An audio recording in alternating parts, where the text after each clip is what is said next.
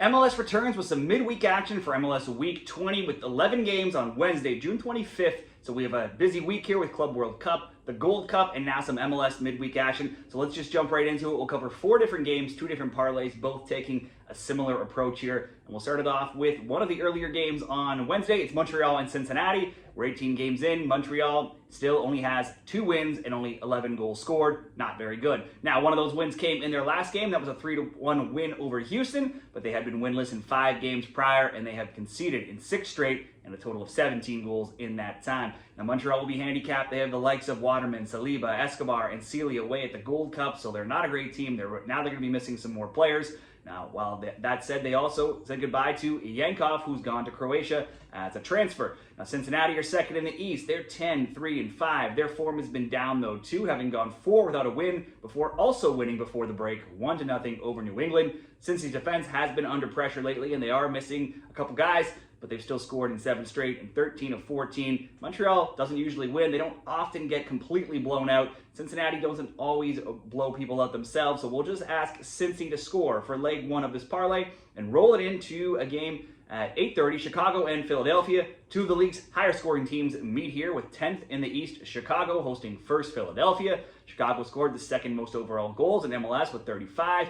Philly just behind with 34. The Union are also 3rd in XG in all of MLS. Now, Philly's Ty Baribo leads the MLS in goals with 13, while Chicago's Hugo Kuipers has 10. Both are well in the Golden Boot race. However, Baribo dealing with a calf injury, and he was stuck in Israel, having just recently left, so he's set to miss out. Baribo has 13 goals. The next closest on the Union only has 2. 13 players have scored 1 or 2 goals, so who steps up in this game could kind of be anybody's guess here. They're also missing a ton of players on international duty, the likes of Blake, Harriel, Jean-Jacques, both Sullivans. And Chicago's also out their starting keeper in Brady, gone to the USA. We can always look to Kuipers to be involved in some way, shape, or form. He's had 1 or more shots on target now in 8 of his last 10. And Chicago's last game, they lost their last game 2-0 going into the break, but they are winners still of 6 of their last 8, and they had scored 24 goals in their 7 games prior to that. Philly is riding a really long undefeated streak here, having not lost since April 12th, a run of 12 games in all competitions, only failing to score once in that time.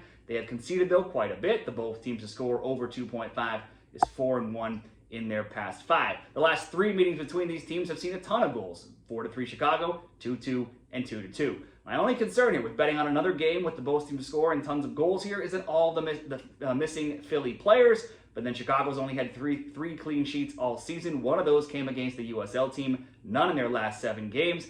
Philly also had a much rotated lineup in their last game, and they still managed the 2-1 win over Charlotte. So let's hope they can at least get on the score sheet here. I'm always going to expect Chicago to score, so we will ride with the both teams to score, Chicago and Philly, and we'll throw in Cincinnati to score to bring up that parlay to -120 at Caesars. 2 more games here, and we'll go later into the night onto the West Coast. It's Dallas and San Jose. 10th in the West, Dallas hosting 8th San Jose, separated by just 2 points. Now, Dallas isn't winning much, but they did win 4-2 over SKC before the break. They are just 1-3-1 in their last 5. Not winning, not really losing, just kind of mediocre. They still have just 2 wins across 9 overall matches, though. Just once in 10 games have they kept a clean sheet. The Quakes also haven't been winning much, with just 1 win in 4 and only 2 going further back over many weeks here. Now, only once in 17 games have they not scored, but also only 1 in 4 games have they kept a clean sheet. Defense has improved slightly compared to earlier in the season, but that bar was pretty low as they were shipping goals left, right, and center. This is a matchup, though, that always sees goals. It was 3-2 San Jose and 2-1 Dallas last year. The past 9 have cashed both teams to score bets, and 5 of 9 the both teams to score in over 2.5 has hit. Chicho Arango returned for San Jose before the break, so I think we can see both teams getting on the score sheet once again. Both teams to score, Dallas, San Jose. And then finally, Colorado and the LA Galaxy. It's 9th in the West, Colorado hosting last place LA. The Galaxy dominated Colorado last year, winning 3-2, 3-1, 5-0, and 4-1. Now, this is obviously a much different LA team that has been historically one of the worst title defending teams. A team with 1 win across 18 matches here.